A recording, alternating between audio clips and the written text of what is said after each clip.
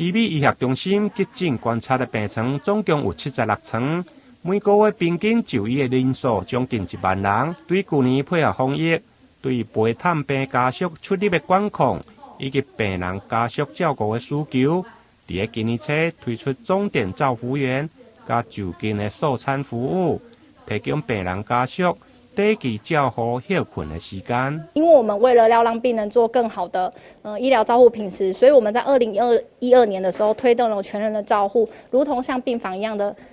照护品质。那再来的话，第二个呢，是因为病人的照顾需求，因为病人的照顾需求，他必须要一直需要有人在旁边看顾他们，所以我们才会有这样子的发想。钟点照服员服务呢，是因为它要符合病人跟家属的需求，提供他们短时间的照服需求，是短时工时，让他们有一个弹性工时的时间，让家属也有一个喘息的空间。那在就近送餐服务方面的话呢，